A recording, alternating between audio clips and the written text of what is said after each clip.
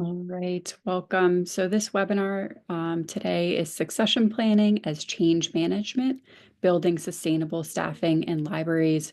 And we have Carolyn Schubert here. Carolyn is the Associate Dean for Academic Engagement at James Madison University. She has previously worked as the Director of Research and Education Services and as a Health Sciences Librarian at James Madison. Her research interests include evidence-based decision-making, liaison librarianship, and information seeking behaviors. Her research into succession planning, workload rebalancing, and onboarding stem from encountering real world challenges and seeking solutions that demonstrate care. And I'll have Carolyn take things over. All right, good afternoon, everyone. Hope you all are doing well. Thanks for that introduction. As mentioned, I work at James Madison University Libraries, and I've been working in libraries for over 15 years. And one of the biggest things I've encountered regularly is personnel changes. um, and so over this time that I've been working in libraries, I've made some mistakes. I've had lots of practice. But I've also developed some tips and tricks that have helped kind of systematize pieces of this work. And so that's what I'm here to kind of share and facilitate for you all today.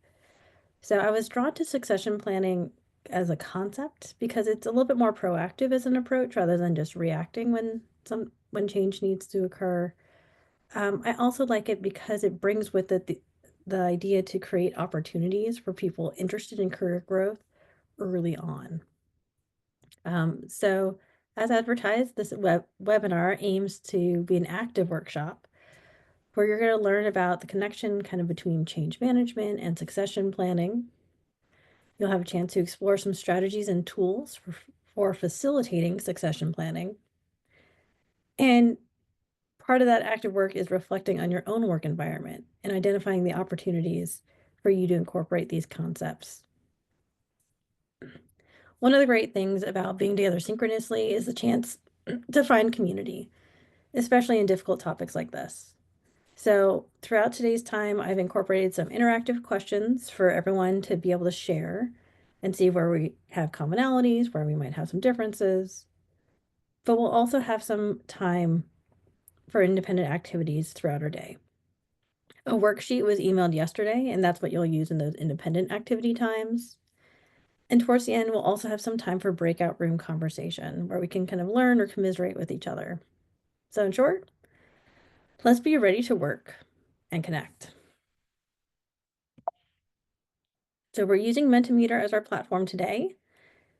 You can either join using menti.com and the code at the top. This information should be persistent across all the slides. These are the notes of today's plan, as I just reiterated. And what I was looking to see, but I'm not, was a QR code. Let me check one thing real quick. Here's my little QR code buddy in case that helps folks.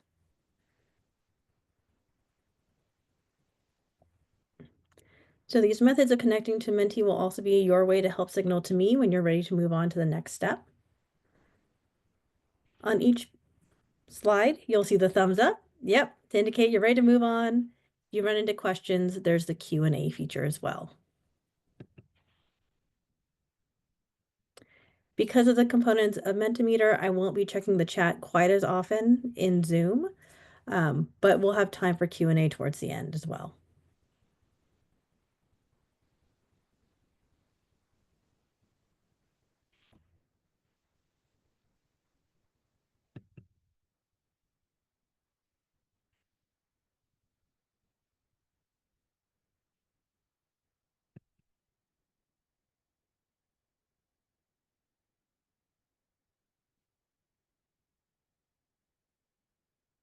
So we're going to learn, explore, reflect, and identify.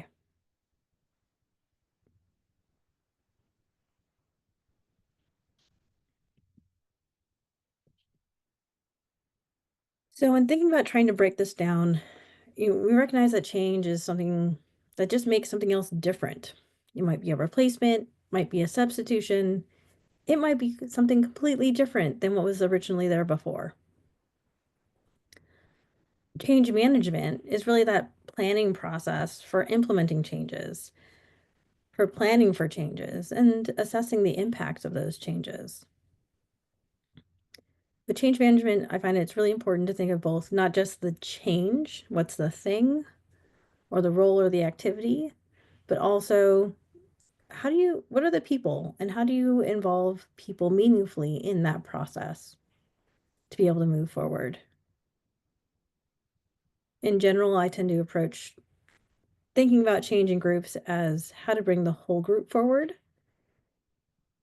Quick decisions may be quick, but it can take so much time going back to get people's buy-in and to figure out how to implement things well. And doing that work on the front end tends to be a little bit easier. And so succession planning is a little bit more focused. It's a set of activities that really focus on change related to people and positions.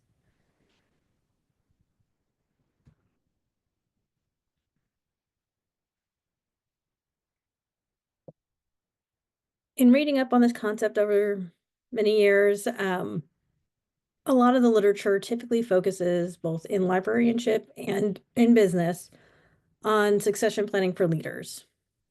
Now, I personally argue that this is important for any position within a library that is really critical to the library's priorities. So, my front desk team, who literally opens the building and makes everything else possible, for me is a critical succession planning role. If I lose someone there and I don't have a plan to how to cover that, that becomes a real critical challenge. Now, I also take a more expansive kind of view or perspective on succession because departure can come in a variety of different ways. And these skills translate not just from someone leaving a position, but there's a lot of different temporary changes that come up. People may need to take extended leaves for caregiving, for research, for other reasons. The succession or change may occur because someone's changed roles within the same institution, which in some ways can be nice for keeping institutional knowledge, but create some other challenges. And so there can be many different causes or reasons that really contribute to the need for thinking about succession planning. And all of this work really is impacted by the realities of our environments. What are the opportunities, the constraints, the resources, the policies, the procedures that go into this?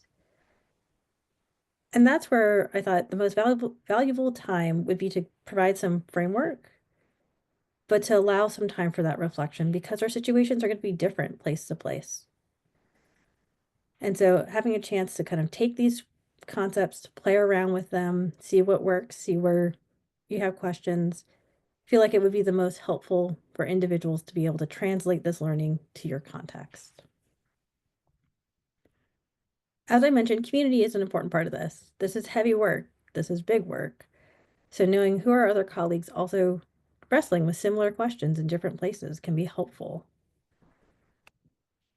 So let's take a minute to kind of know each other. What type of library do you work in? Is it academic, public, special libraries? These might be corporate libraries. Are there other types of libraries that I did not think about?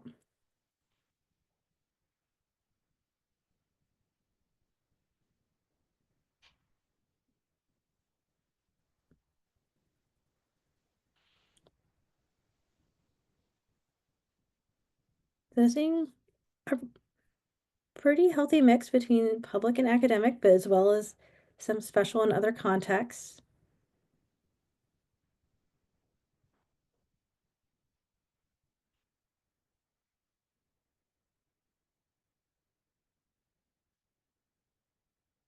So recognizing that we're coming from some similar, but also some different contexts.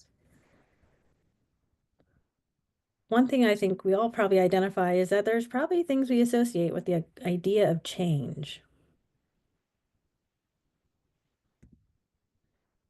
So what is one thing you associate with change? This might be a word, could be a feeling, could be a response.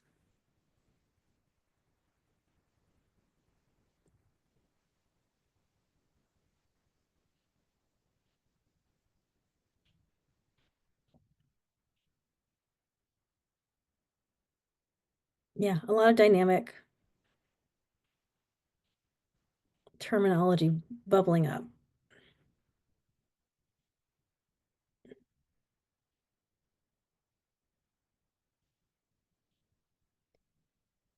Within all these submissions, we're seeing a kind of two general trends.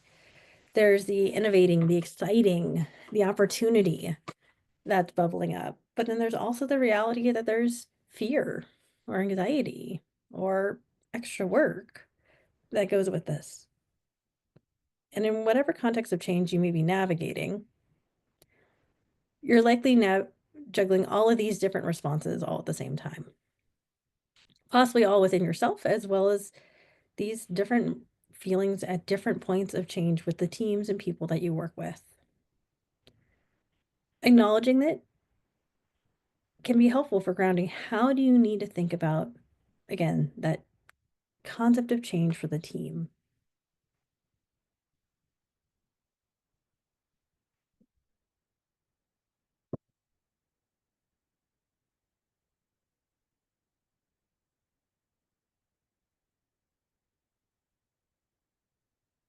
So, depending on where you individually found yourself, you may also want to think about how would these other perspectives inform the way you approach decisions or questions you ask for succession planning in our next steps and activities.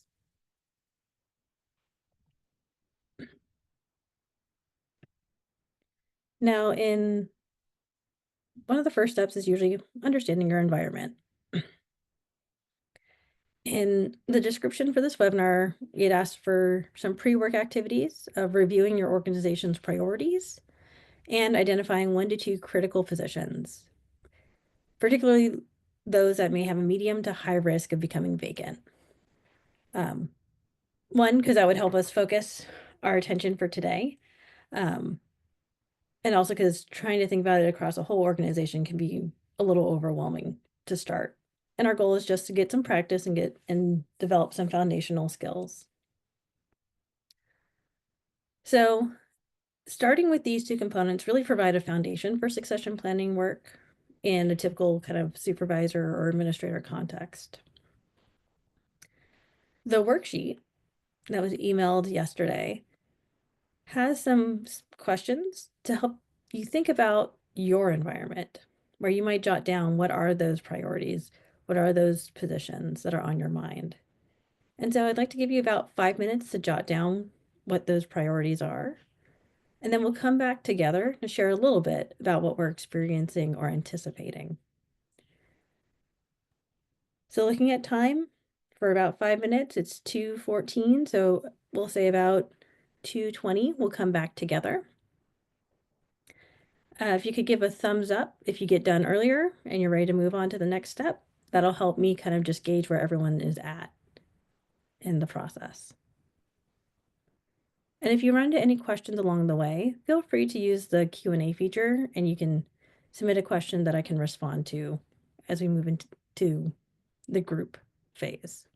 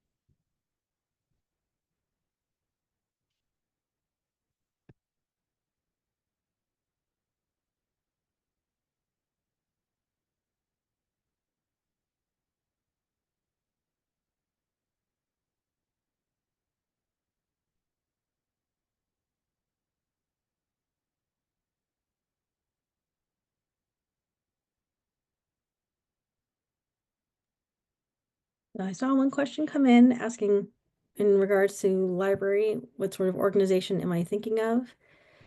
In this case,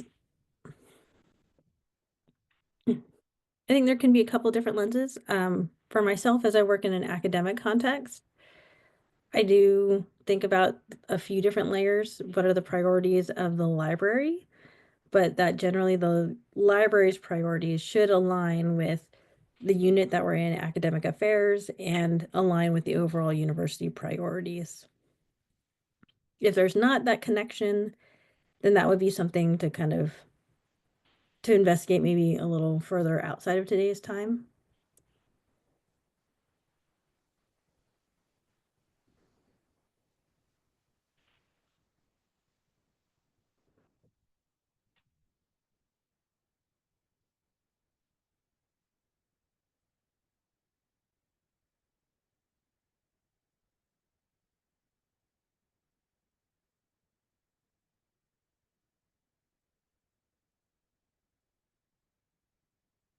Part of the role of looking at organizational priorities is to help understand where are the areas that we've already previously agreed upon of being the things that we really need to support. Where is the organization, whether it's the library itself, a specific department, or an institution like a university, trying to go?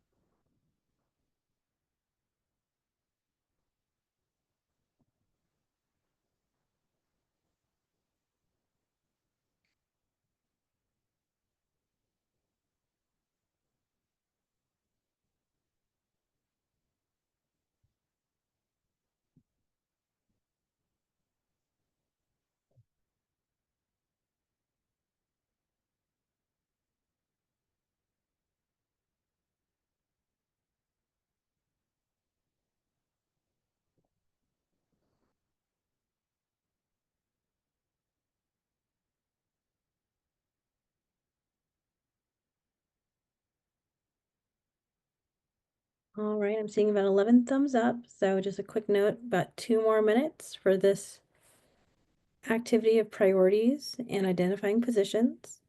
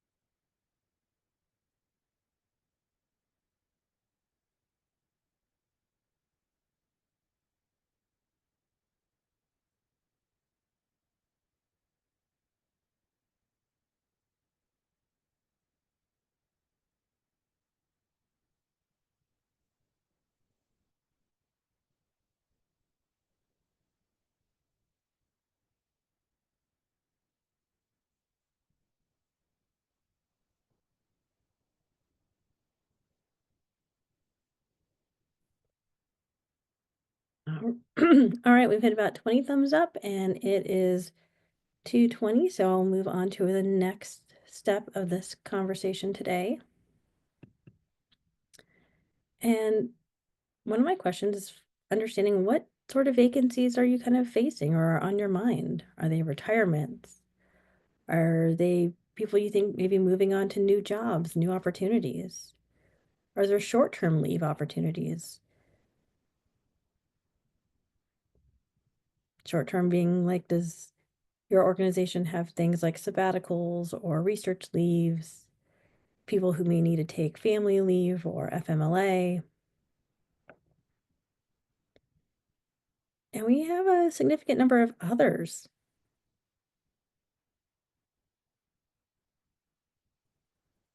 If anyone who's responded other, I'd be really curious to understand what that other context might be. If you want to use the Q&A feature to be able to share some of those responses, that would be great. If not, that's okay too.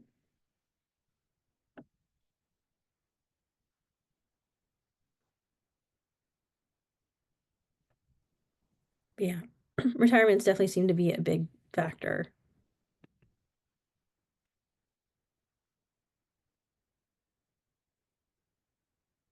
In the chat, I'm seeing a few others like navigating challenges with the board,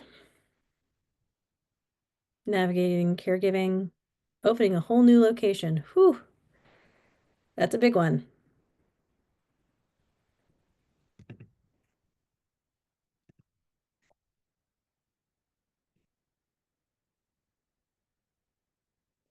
Retirement and other, because retirement means open positions, which could be filled by current and which opens up new opportunities. Absolutely. Relocation and challenges with the existing management or director. Lack of local housing. I have been seeing housing as a major issue coming up in searches lately as well.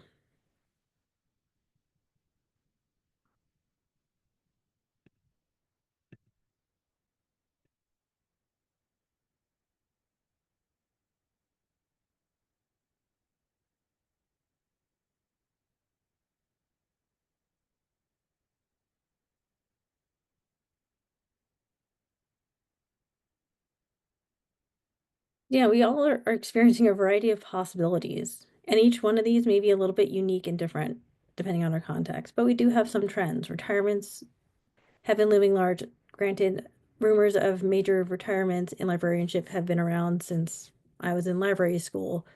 And as we're seeing different changes in certain demographic realities, financial realities, we may continue to see this as a looming question. But also moving on to new positions as people gain new skills or seek new opportunities, new challenges.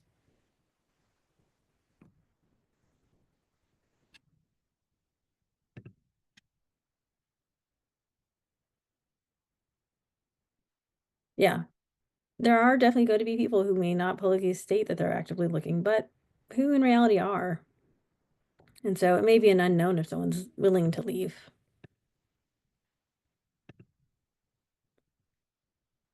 So yeah, facing this sort of work is, as I mentioned, really hard. But now that you have a little bit of a picture of, okay, what is your organization trying to do? What sort of vacancies are you anticipating for the ones that you can? And so the next step is typically kind of reviewing the position in a little more detail. So what are those current responsibilities? My experience, rarely have I encountered a personnel change where we have an immediate replacement that is all ready to go day one. And this is why starting with some of those review of responsibilities and alongside those priorities are helpful to take that moment to evaluate what really needs to keep on going, what might need to be paused, what do you need to maybe learn more about, and also identify what can be stopped. Our organizations, the users or patrons that we work with, their needs are not the same. They're continuing to evolve just as much as we are. And so, with this moment of change, how might you need to evolve positions, responsibilities in light of that? So, for about the next 10 minutes, I'm going to suggest taking time to use the activity worksheet to jot down some of the initial thoughts related to the positions that you identified in that step one. What are those current responsibilities? And start thinking about what might need to continue, what might need to be reconsidered, and also what are the things folks would need to do to handle those skills well? What knowledge do they need to have? What skills? What attitudes or dispositions or what competencies? Like before, you can use the Q&A to submit a question or a comment that comes up while you're working on this and you'd like me to address or talk out loud. For this step 2, there is so much that is qualitative that doing a quiz question won't be a report out that we anticipate at this time. But this is going to be one I anticipate you being able to dig into a little more so you can hold your thoughts for the breakout rooms in later in today's session. So with that, we'll aim to kind of come back together about 2:36.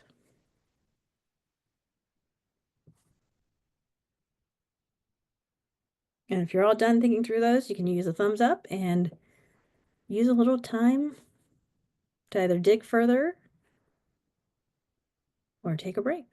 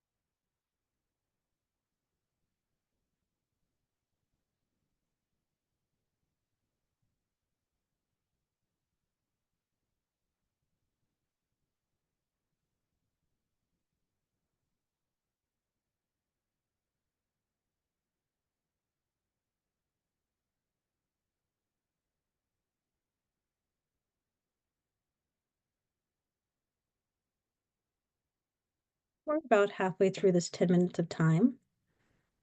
Looks about 8 people are done, but I think we still have plenty more who are still working. For those who are done so far, I'd be curious if you'd be open to sharing some of the things that you've identified that might be able to be reconsidered.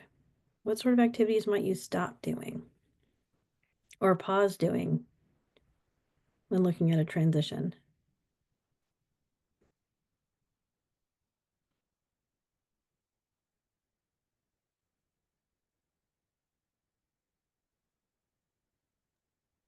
Feel free to share in the chat, use the Mentimeter Q&A option, or if you'd like to private message me, you're welcome to private message me via the chat and I can share out.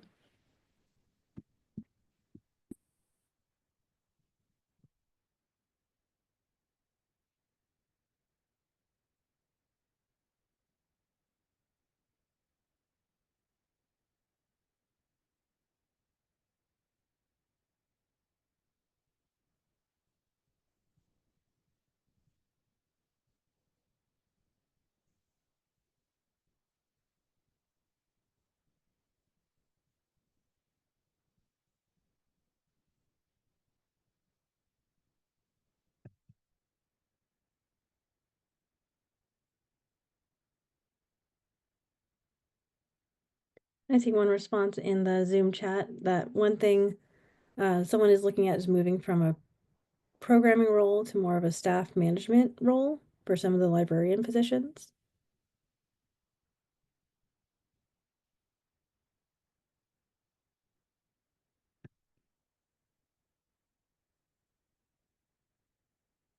Yeah, having that bigger picture of your organization, where the needs are, is really important to help identify instead of just trying to fill a position immediately exactly as it is there a more critical need somewhere else?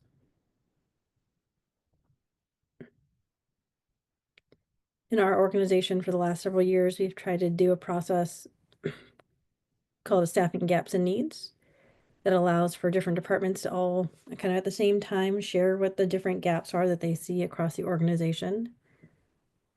We try to ask that people don't shape a specific position, but they just try to identify the need. And as we've worked on this a few times over the years, we've seen opportunities where there's different needs in different areas, but they actually kind of align and come together to help shape what a new position would be. But with that comes not just adding more, what is it that we are evolving or shaping differently?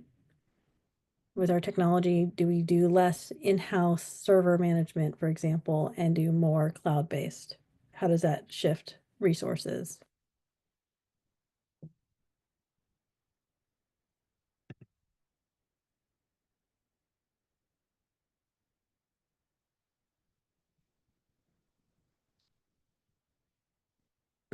Another person mentions having several reference or instruction librarians retire and needing to think about filling those needs versus also being forward thinking with open positions.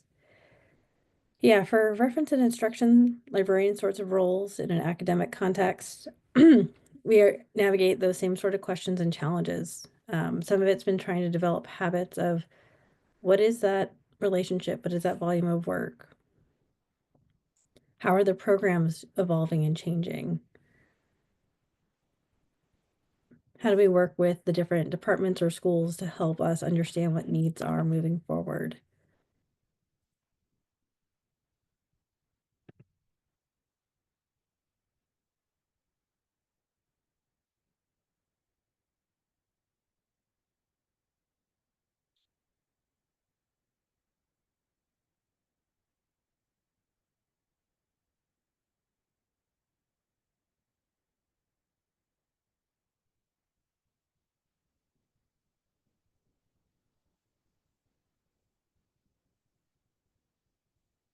Yeah, these are some great different scenarios. Thank you all for sharing.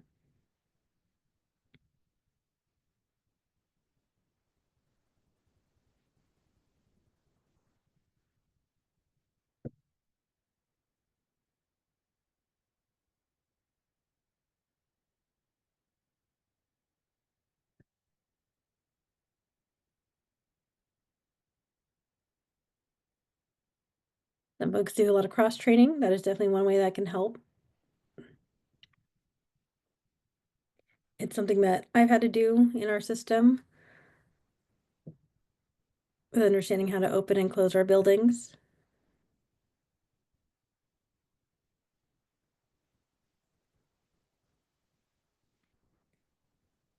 Yeah, major retirements.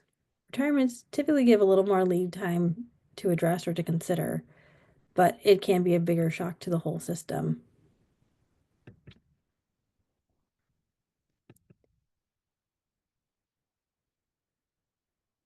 Well, thank you all for engaging in this, really thinking through what are your scenarios, what are the challenges you're encountering.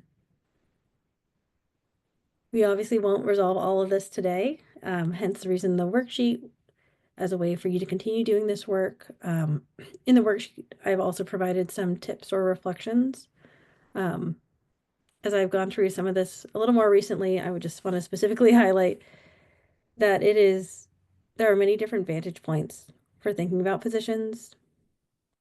Hearing from the person who's in it can be one helpful strategy. But one of the mistakes I mentioned learning was don't rely only on that. Checking in with stakeholders is really important to think about, given how collaborative librarians are across different departments or teams or with different user populations, having some way to gauge what does the change in this position mean for them, and what is the ripple effect to also kind of triangulate because it can be hard, especially if someone has been in a position for a long period of time. It's hard to remember all the things that they do day to day that will be changed moving forward.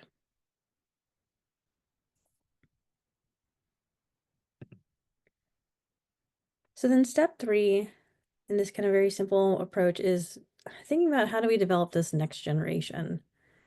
Um, and I don't mean generation in any sort of, specific context, but just who is next.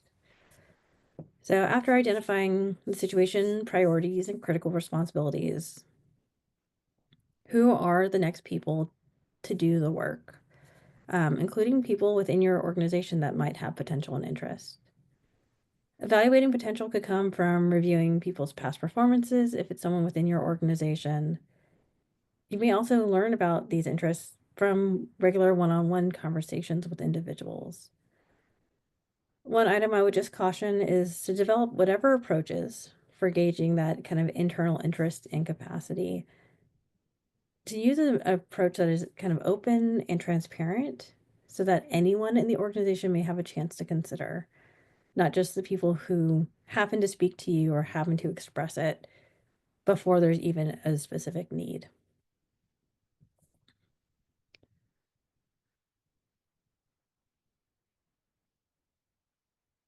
When you're thinking about these roles and the different people in your organization, you may also need to think about what are their abilities?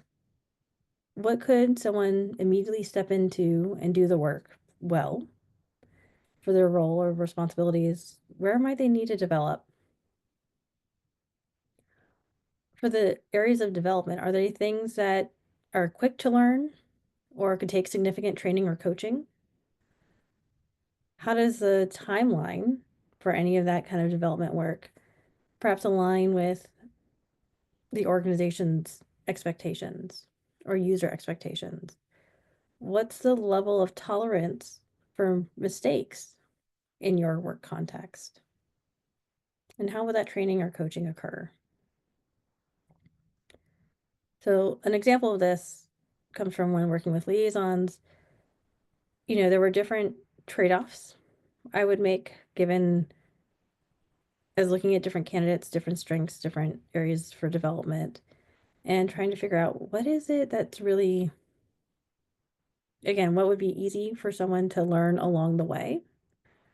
One thing I regularly heard from people interviewing for liaison roles at our institution was collection development was one. That was I need to learn because collection development, collection management is a lot of learning by doing, but is also not typically the thing on fire day one things like outreach, instruction, um, research support. And so having someone who can do a really solid reference interview um, to work in a really collaborative, consultative approach, that is harder for someone to learn. Not impossible. Clearly, we've all learned it. Um, but learning maybe the specifics for a unique discipline are some of the trade-offs. So, what is it? And this is where the organization or priorities really come in to help determine what are the priorities for you. What can help someone set up to be successful in doing next? Another example, kind of in my organization, was we've had retirement for a position. Some responsibilities could be managed in existing workloads of others. So that helped me kind of narrow the scope of, okay, what was really unique that needed to be addressed. I've been spending a lot of time thinking about what could be paused or reevaluated to determine if it's still a priority. But ultimately, there was a small percentage of responsibilities that really needed to be addressed, could not be paused, could not be stopped. Um, but it was small enough that it felt like it could be, again, in my context of an academic library, something that could be considered almost like a adjunct opportunity. Um, Someone would be able to learn, they would need to know about being teaching classes, developing collections, consulting on research questions. And if they had expertise in the subject area, it'd be nice. Um, and would be helpful, but also something where the core is, can you teach, being more the priority. Now, we had several months before the retirement in this case. And so in our organization, we chose to try and do an open call and not just assume who we thought could do it. And this created some opportunity for anyone in the libraries to apply. Because of this kind of lead time, it allowed us to offer support, like cross training with the outgoing person, identify mentorship with a peer liaison, and if needed, additional professional development funding for a course in collections instruction or the subject area could be explored. And for us, this matched our organization's principles for recruitment and employee development. We're committed to helping people develop, but also recognizing development doesn't mean only for roles here. We want to provide opportunities that help people in their careers as whole people, whether it's here at JMU or beyond. And so, how could this opportunity support someone in a career trajectory? Now, in our organization, some of the other things that we've done over time include facilitating peer observations of activities. It's also been broad promotion of key professional development opportunities like leadership institutes. So, how do we make sure these things are happening? Let me be clear, this is not by any means all me. This takes many, many people committed in our organization and committed to this culture to make these things happen.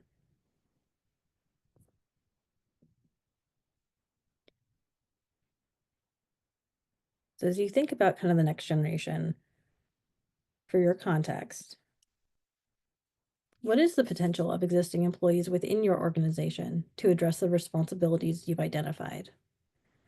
Do you think there's high potential, medium potential, low potential, or unsure?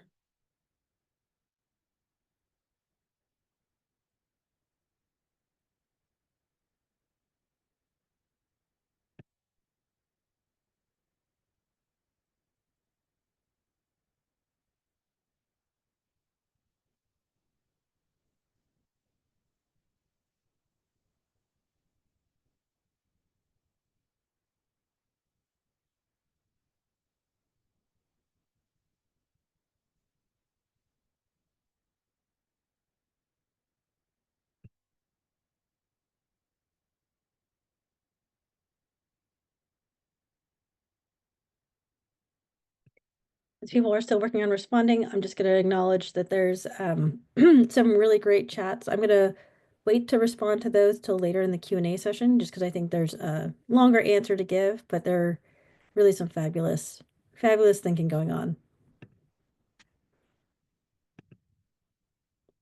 Oof.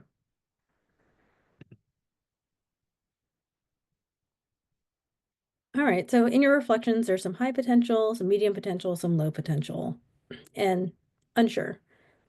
And that all makes sense because, again, your situations are going to be a little bit different.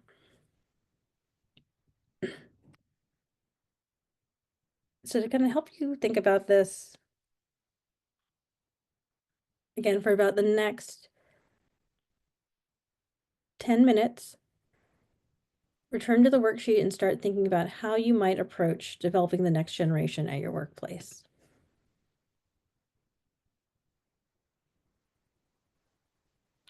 What are the opportunities you have to identify potential and capacity? What are the resources available to support existing personnel to grow their knowledge, skills, or competencies?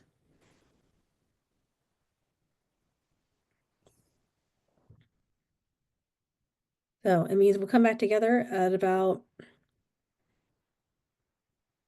2:55.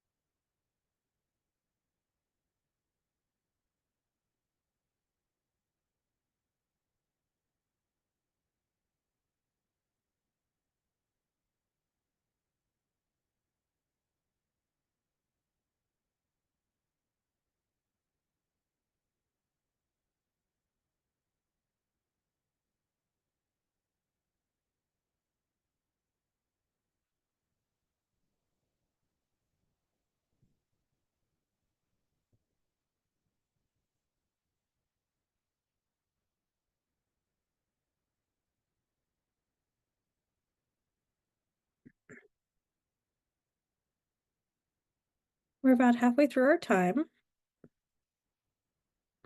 As I mentioned, there were some really great questions, so I'll just kind of start talking through those as we have about 6 people who've indicated that they're done and ready to move on, but it sounds like several others who are still working. So one question was about working with someone who might be in a solo position, and they themselves may not be picturing or change.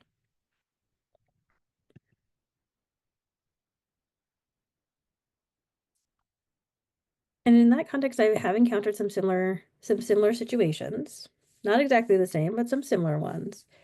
And part of it's been I think one big thing has been with those individuals, or you're anticipating that they may be at a high risk of leaving for one reason or another, is trying to connect and understand what their internal motivations are.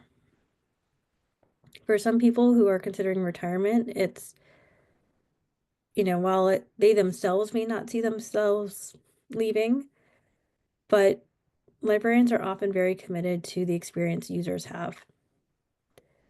So knowing that sometimes that is a common ethos or a common sense of purpose, how might you kind of tap into that sense of purpose?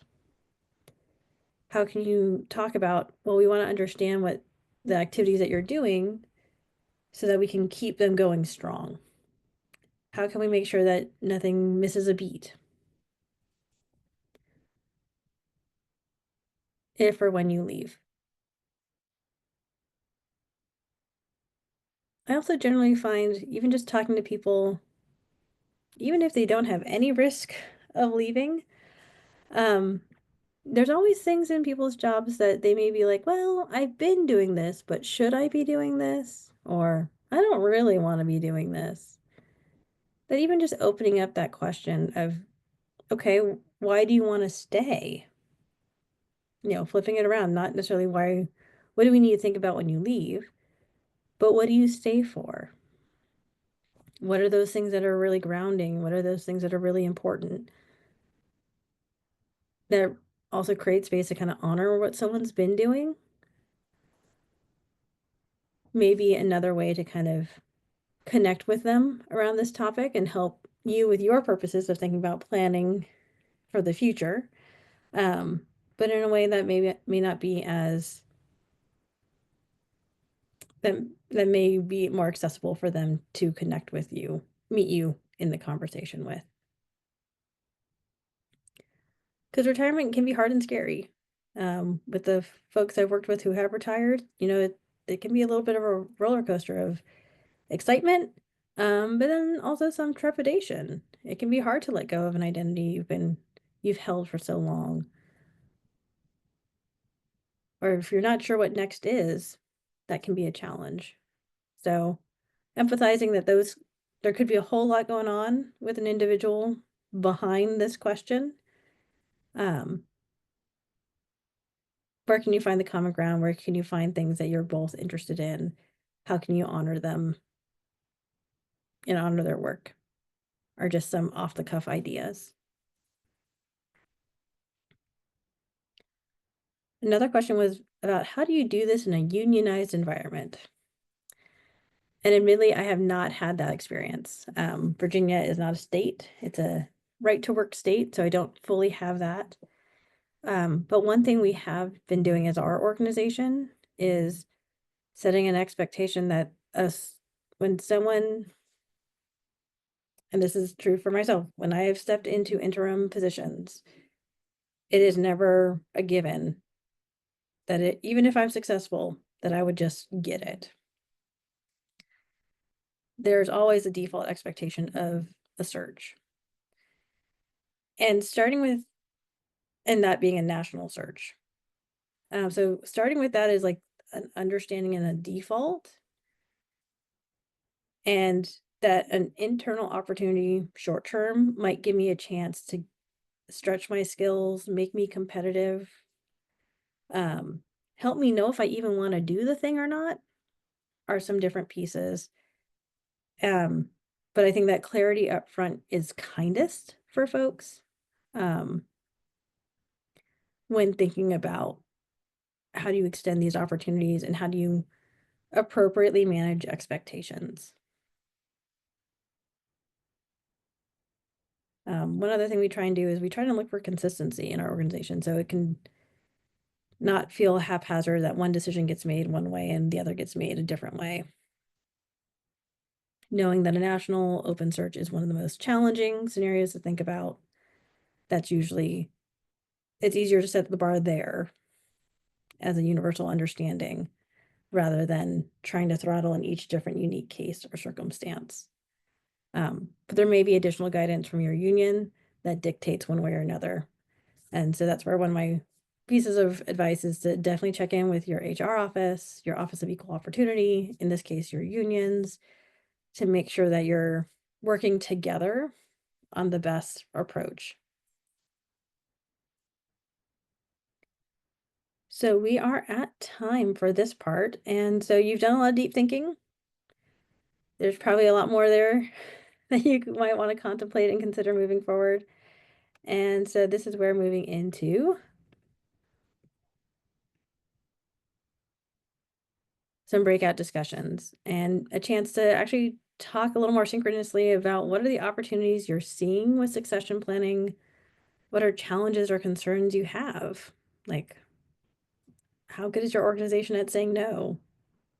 And seeing if there's other people who you might be able to connect with. So we're going to break out into, I believe, about We're going to two split breakout into rooms. 2 breakout rooms. One Q&A about, we are noting that this institution is very understaffed. An external review said it was bordering on negligence. So it would be a bad idea for current staff to take on anything more. And there are going to be limits. And this is where having to say no has to be a tool in the tool belt. It sounds like an external review is in agreement with the understaffing situation. The question is going to be, so there's a lot more details of this context that I don't quite know. So an external review by whom? The external review went to where? I'm looking at it from an academic lens of like an academic program review, which would go to our provost and would have to inform conversations with our academic affairs as a whole. But I think those would be my questions.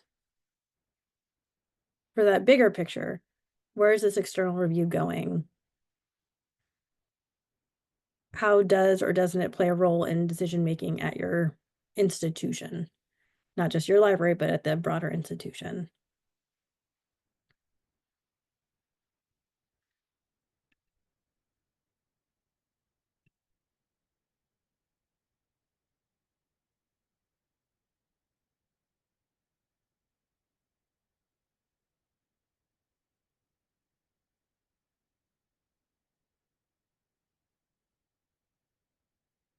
I believe we are at 3:15.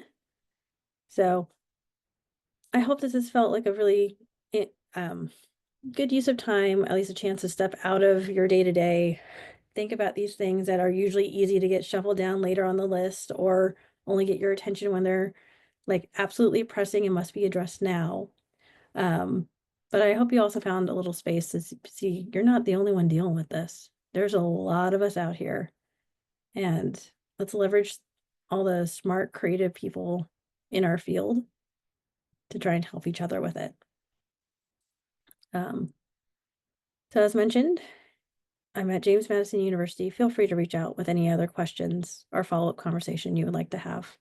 And thank you for your time today.